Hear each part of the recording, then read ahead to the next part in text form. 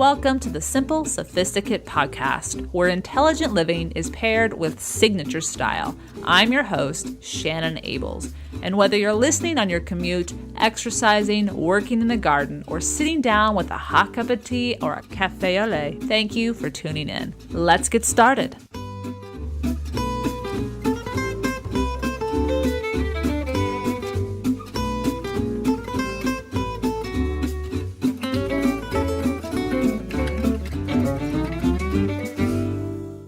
Welcome to the 173rd episode of the Simple Sophisticate.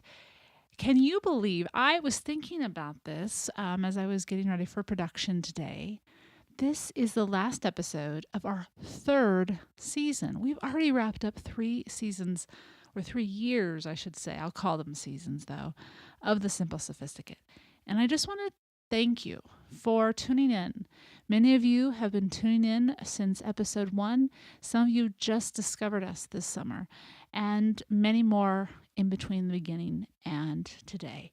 So thank you for taking the time to tune in.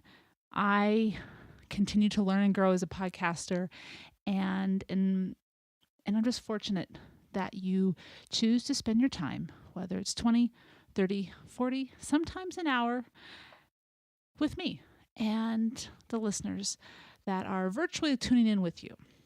But anyway, so next Monday will be the kickoff of our 4th season, and I'm very excited for that. But we still have today's episode to get to, and I want to do just that. We are wrapping up unofficially summer here in the States, and we're heading into what many call the September Slam, or what some call, or what I've called the September Shift. And I thought, what better way to start this new season than by crafting our own personal mission statement? So we're going to talk about the benefits of crafting our own personal mission statement, as well as talk about how to do so with some examples. So that's what today's episode is about. But before we get to that, today's petit plaisir, let me give you a taste. It is a book that if you are like me and have a penchant for anything Julia Child, are going to want to stay tuned for. At the end of this episode, I'll tell you all about it. All right, let's get to today's topic, the benefits of crafting a personal mission statement and how to create your own. I want to begin with Oprah Winfrey's mission statement. It's short and sweet, but I think you'll notice that it's spot on. To be a teacher and to be known for inspiring my students to be more than they thought they could be. The first time I sat down to write my personal mission statement was after reading Stephen Covey's The 7 Habits of Highly Effective People. And it took some time. It wasn't easy. I mean, this was my mission statement. This was me, my life. It took more than a few hours. I returned to it after a couple of days of working on it and finally fine-tuned it and even framed it. I was in my early 20s when I did this, and while I had what I thought was a very clear vision, when I had to put it on paper, concretely defining my values, I realized this wasn't something I had ever done before. And so it wasn't entirely easy, but it was necessary, and I could feel that it was necessary. Loosely, I did know what I valued, but I had never examined why. However, upon tasking myself with the goal of completing a mission statement, I reread and reread what I wrote, observing a succinct, pointed direction I was to travel when I was finally finished with it. After about 10 years, I began to tweak and fine-tune even further what my mission statement was. And when the Simply Luxurious Life blog began in 2009, it wasn't long before I had a mission statement for it as well. And I'll provide a link to it if you want to take a look at it on the blog, but I will also share it with you here now. It is: the Simply Luxurious Life is something I believe every one of us can attain if we indeed are seeking quality rather than quantity, sensibility rather than frivolity, personal style instead of trendy fashion, and a truly fulfilling life instead of being led around by the nose, thereby creating a life of true contentment. The benefit of having a personal as well as professional mission statement is a means to clarify your purpose for walking the path, traveling the journey that you are on. In last week's episode 172, in point number 5, I shared a list of questions as a way to help ensure that you knew why you were doing what you were doing. And what we were talking about last week was refining your style, not only in your closet, but in your life as you begin this new fall season. Many of us see it as a new pseudo year, as we really do end our summer break refreshed, restored, hopefully, and start strong in September.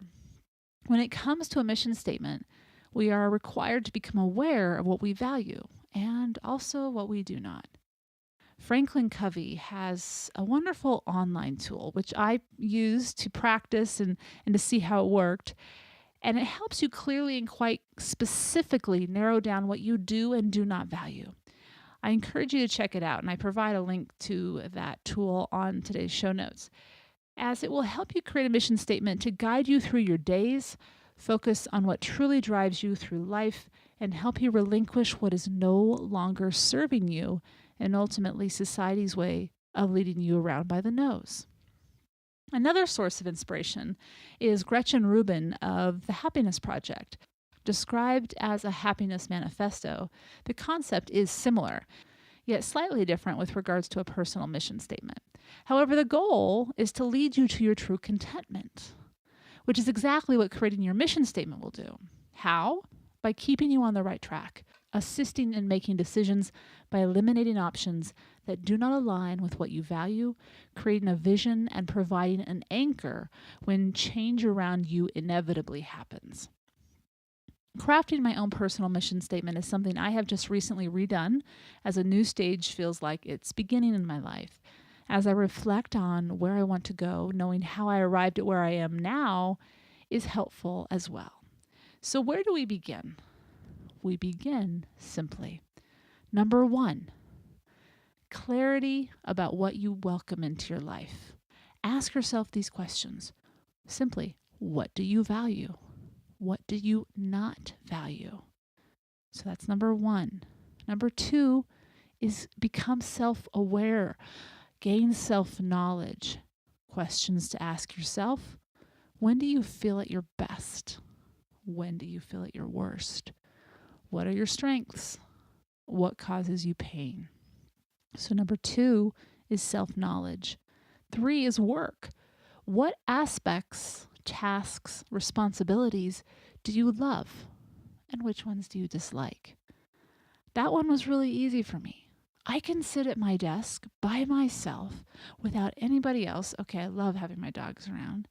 But as long as I have a view of nature, I can tap out ideas and words and come up with things and lose all track of time. That's what I love. That might drive someone else stir crazy, though. So be honest with yourself. What do you truly love about your work? And who cares? Don't worry about what others might say if you said that. This is about you crafting a life that you love and can help you reach your full potential, thus your true contentment. So number 3 is work. Number 4 is behavior. Ask yourself these 2 questions. What behavior are you drawn to and most admire and appreciate in others? And also, what behavior are you most proud of in yourself?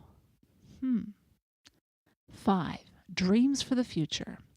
What do you hope your legacy will be? What is the biggest, most frequent dream you have about your life that refuses to leave your mind? Be honest. Don't reduce it because you think you can't reach what you truly desire. Just put it out there. That's number 5, dreams for the future. Number 6, the last one, is well-being. What physical, mental, social, and spiritual activities renew, refresh, and return you to your best?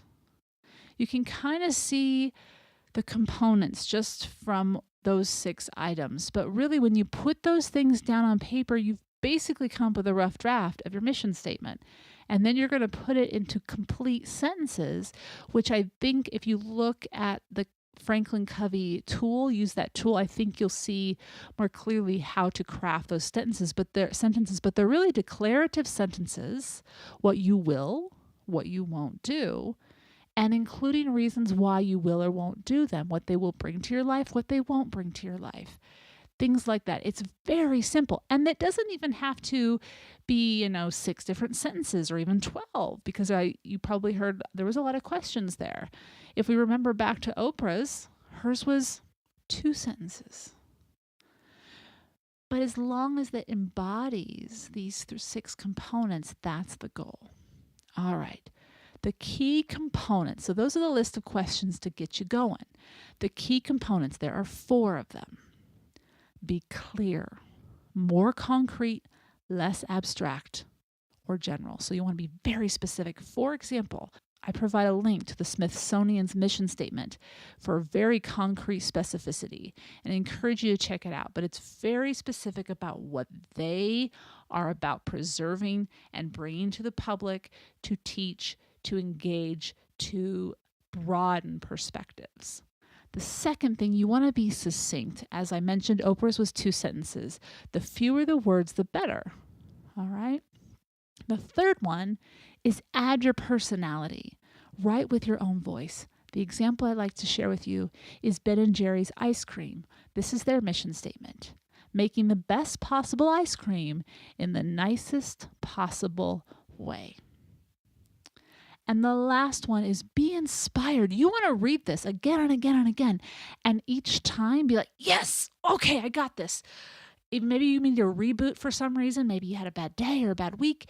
Go back to your office and read your mission statement and be like, oh, that's right. That's why that went off the rails. Or that's where I got a little sidetracked. Or that's right, I brought that responsibility and put that on my plate, but that's not what I want to focus on. This should be something that you just go, yes, I've got this. An example is Amanda Steinberg, and she's the founder of thedailyworth.com. You may have visited it. It's a great financial website. I provide a link to it on today's show notes. And hers is to use my gifts of intelligence, charisma, and serial optimism to cultivate the self-worth and net worth of women around the world. That inspires her. That drives her. It tells her what she's good at. It tells her what she wants to do with it. And it gives her that reminder of what she has to offer. So 4 components. Keep those in mind when you're crafting your mission statement. One of the most significant takeaways for me when I began with the structure provided by Franklin Covey, but then tweaked it a little bit after reading Gretchen Rubin's design, was to be okay with not achieving everything. Why? What I realized was that much of what I wanted to achieve was because I thought I had to. In other words, there were some goals I was focused on that I wasn't passionate about, but perhaps would be applauded by the outside world if I did it.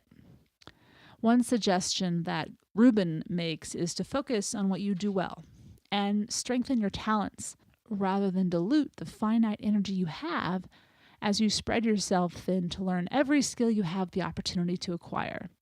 One of the directives in her mission statement or happiness manifesto is included in Rubin's statement as well, and it states, do more of what I can do uniquely and less of what others can do.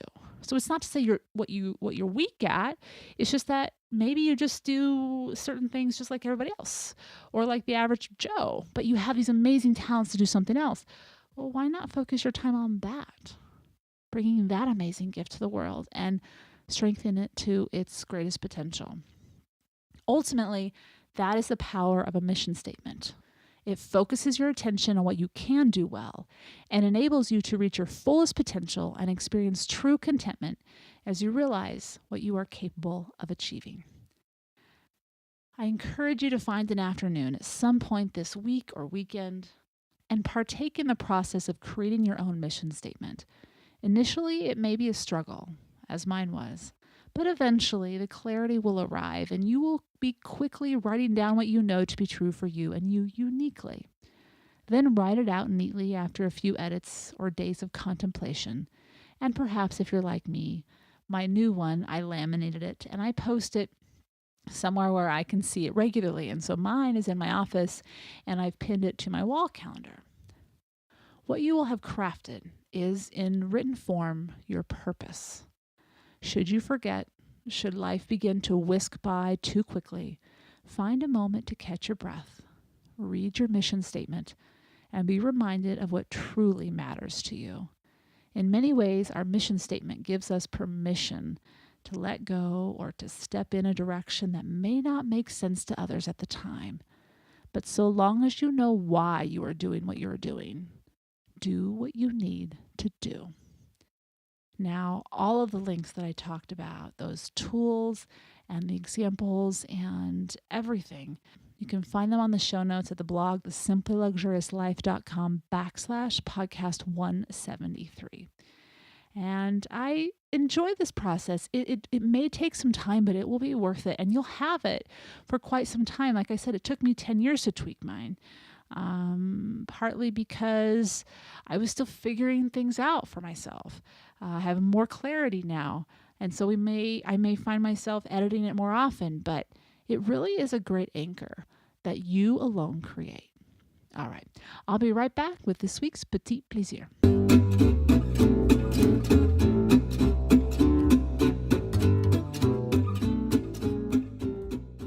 Welcome back. So this week's Petit Plaisir, as I said, it has to do with Julia Child, is a book that was published last October. I am so sorry I did not catch this book's release. I can't believe I missed it. Anyway, it is called The French Chef in America, Julia Child's second act, and it's by her great nephew, Alex Prudhomme, who helped write My Life in France with her right before she died. And it is, with regards to the second act, it is focused on her life after the first book, Mastering the Art of French Cooking. And it starts when she's just wrapping up her second cookbook, the volume 2 of Mastering the Art of French Cooking with Simca. And what I love about this book, and I shared on Instagram last week that I was beginning to read it, is that we learn a lot more about Paul Child. And he is in his elder years at this point in the book. We see primarily the start is in the 70s, but we do have some references to the late 60s. And he's in his 70s, and you see him more through, obviously, his great nephew's eyes. And this is really her boom period, Julia Child's boom period. We see the reality of how well the first cookbook did. It started off very strong initially, but then sales really dropped, and they really didn't pick back up until Nora Ephron got a hold of the Julia and Julia book and made it into a movie and brought her back to the public for us, even more so than she already was. It also talks about what she starts to do after the first season of The French Chef, which was on PBS.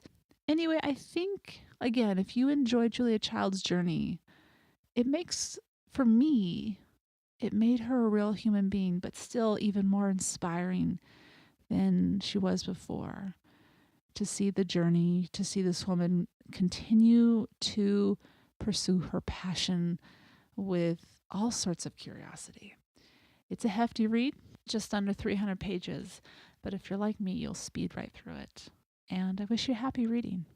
I'll provide a link to the book on the show notes, thesimplyluxuriouslife.com/podcast 173. And the book again is called The French Chef in America, Julia Child's Second Act by Alex Prudhomme. I hope you've enjoyed this week's Petit Plaisir, where each week ideas are shared to make the everyday all the more enjoyable. Tune in at the end of each Monday's podcast, where I'll recommend a book, a film, or a recipe, anything that is a simple pleasure to satiate your sophisticated taste.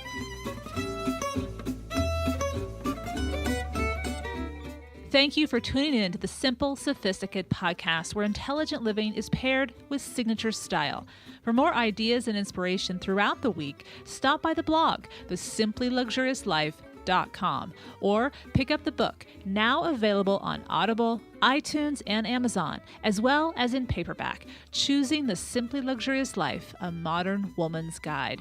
To stay caught up on the most recent episodes of the podcast, blog posts, and to receive exclusive news as well as an extra dose of inspiration to start your weekend, subscribe to the Simply Luxurious Life's weekly newsletter, which arrives in your inbox each Friday morning to enjoy with a hot cup of tea or a hot cup of coffee. Thank you for listening. I'm your host, Shannon Ables. À la prochaine.